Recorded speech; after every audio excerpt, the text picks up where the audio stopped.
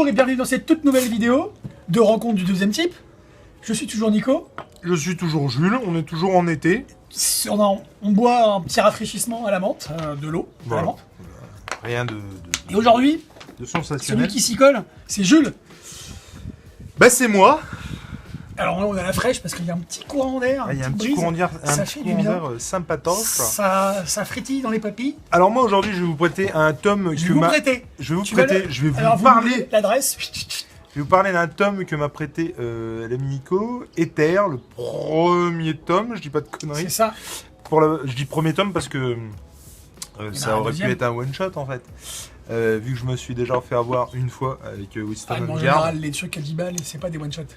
Donc Ether par Matt Kindt, David Rubin. Je connais pas bien. Matt Kindt, ça me dit quelque chose, mais alors il faudrait que je cherche ce qu'il a fait d'autre. Mais Derrière, tu peux regarder. ça me parle beaucoup pour le coup. Matt Kindt. Regarde derrière. Matt Kindt a dit. Bah non en fait. Eh ben non, ça me dit. Pourtant ça me parle, c'est très bizarre. Voilà. Donc Ether, l'assassinat de la Flamme d'Or. Alors Ether, qu'est-ce Que c'est? Donc c'est un mec qui nous est présenté ici, qui en gros a raté sa vie. Pourquoi il a raté sa vie? Il a raté sa vie parce qu'il a passé son temps à... Il me semble qu'au départ c'est un scientifique. Je dis des conneries, C'est un scientifique au départ, tout le temps. c'est un scientifique effectivement qui mène des enquêtes dans un monde parallèle, dans une dimension parallèle, qui s'appelle donc Ether. Il passe donc de la Terre à Ether par une porte dimensionnelle qui est gardée par une espèce de gros gorille. Ouais. Voilà, Ouais, qui fait un peu le péage du truc, quoi. c'est ça. Donc, un monde très particulier où il se passe des choses très particulières, où donc il mène des enquêtes, et donc celui-là ne fait pas exception.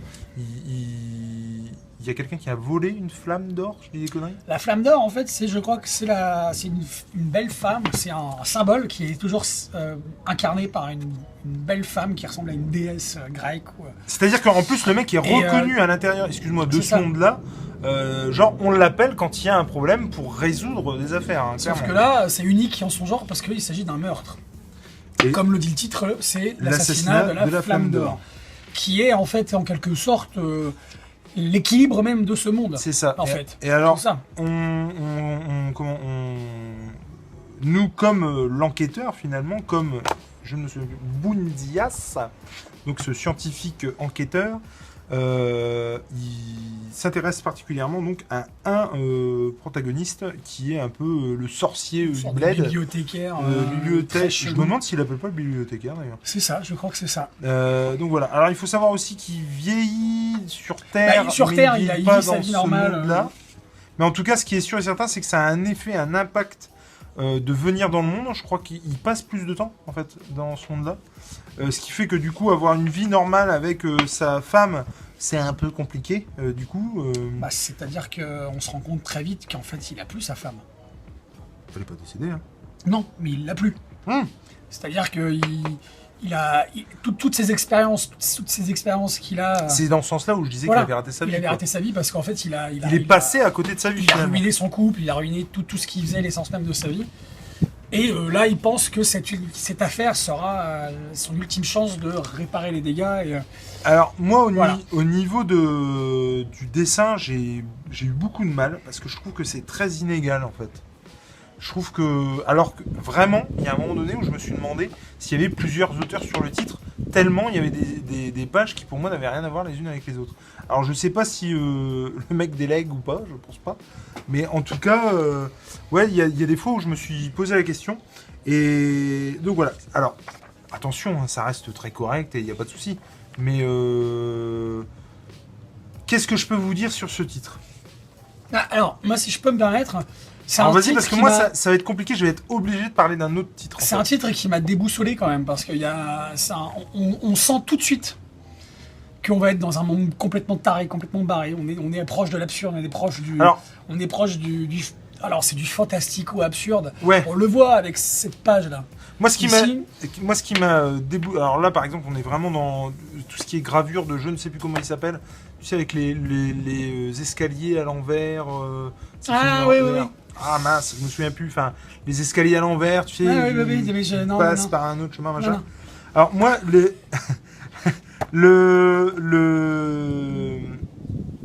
Déjà, j'ai eu un souci, moi ça m'a déboussolé, mais pour un autre truc.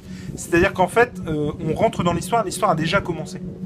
Tu vois ce que je veux dire? Moi, j'aime beaucoup ça. Ah, moi j'ai beaucoup de mal. C'est ce qu'on appelle in medias res mais en littérature. on te prend pas par la main et du coup tu rentres. T'es grand, tu peux traverser la rue toute seule.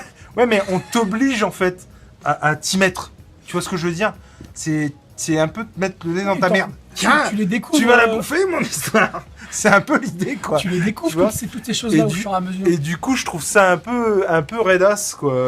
Attends, je regarde si on voit quand même. Je trouve ça un peu raidasse de faire comme ça. C'est un peu obligé à t'y mettre. On te prend pas du tout par la main les premières pages. Et moi, j'ai un peu de soucis, mais c'est pas qu'avec ce récit-là. Hein. C'est avec tous les récits qui font ça.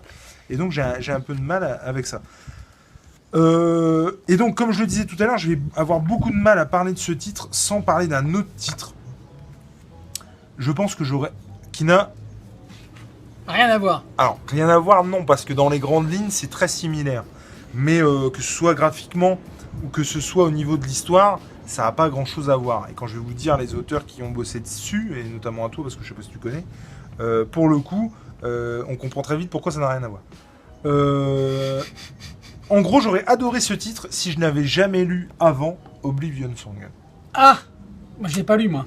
De Kirkman et Felice, il me semble. Alors, c'est très... ça crache aussi au niveau couleur. Le trait est très vif.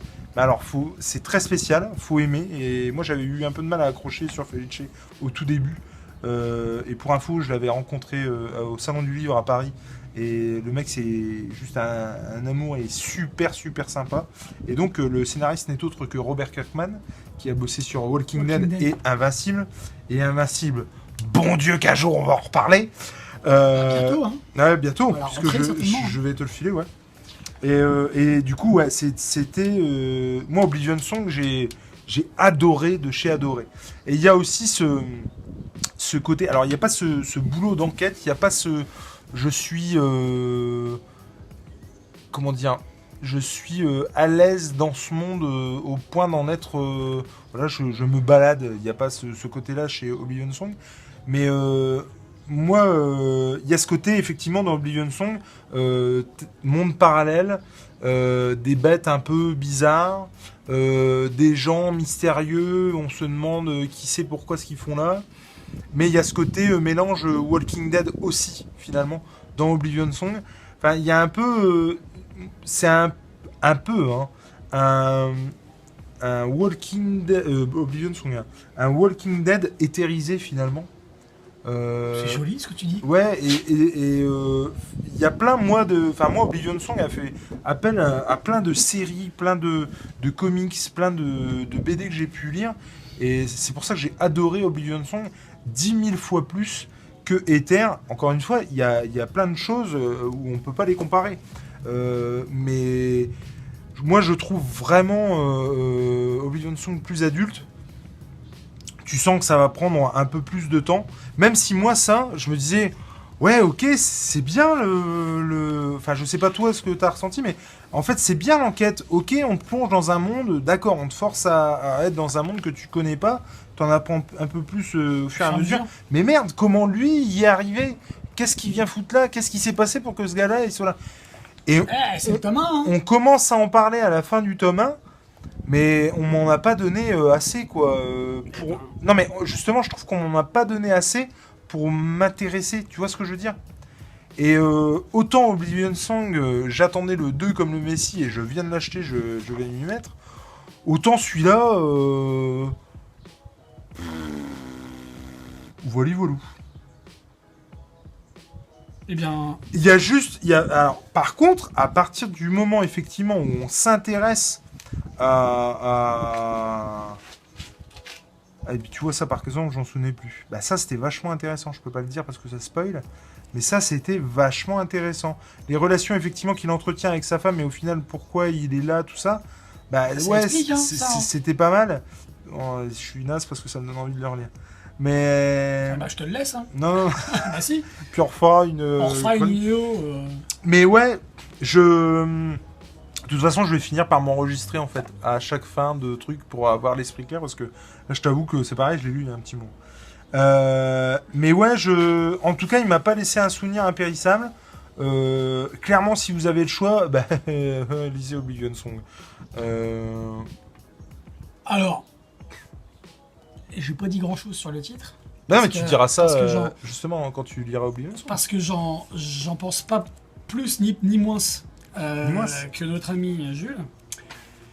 Même si moi j'ai beaucoup aimé justement ce côté monde mystérieux, monde complètement barré, un monde merveilleux, fantastique. Alors, si par contre, excuse-moi, mais ce que j'ai adoré par rapport à Oblivion Song, qui reste un drame et qui reste quelque chose de. Enfin, quand je dis drame, c'est dramatique. Et du coup, je regarde s'il y a encore les caméras. Et dramatique dans le sens où on rigole pas, je veux dire. C'est pas marrant. Et là on a. Là, il y a. La façon dont il est amené dans le nouveau monde, c'est ça c'est rigolo.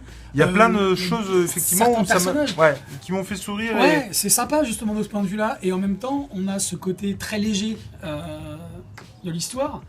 Mais à côté de ça, il y a un côté hyper dramatique, hyper sombre. Ouais. Surtout sur le personnage de machin. Sa femme. Et de sa femme, même lui. Ouais. Quand tu le vois dans la grande piscine, là, vers la fin, là, où il plonge dedans, il y a quelque chose de très dramatique dans le sens dramatique. Mais complètement. Et aussi dans le sens théâtral. Non, mais alors.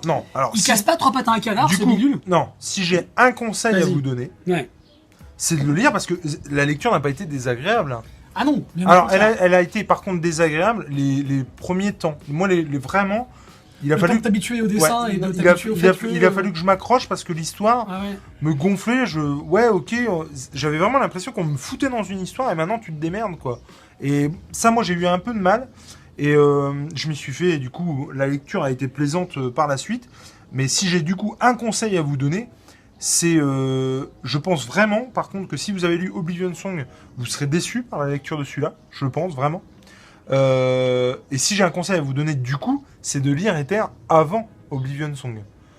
Par contre, parce que je pense vraiment que si vous n'avez pas lu Oblivion Song, vous ne pourrez qu'aimer cette série. Je pense que je mets le doigt dessus en disant que c'est ça qui m'a posé problème en fait. C'est que je pense que si j'avais jamais lu Oblivion Song, j'aurais adoré ce titre. Même si encore une fois, on peut pas trouver des rapports partout, quoi. D'accord ? D'accord ? Ah oui, non mais oui, monsieur. Donc voilà, que ce soit des comics, que ce soit Oblivion Song ou Ether, des BD ou des comics, l'important c'est de lire. Et moi je vous dis à la prochaine les enfants. Ciao.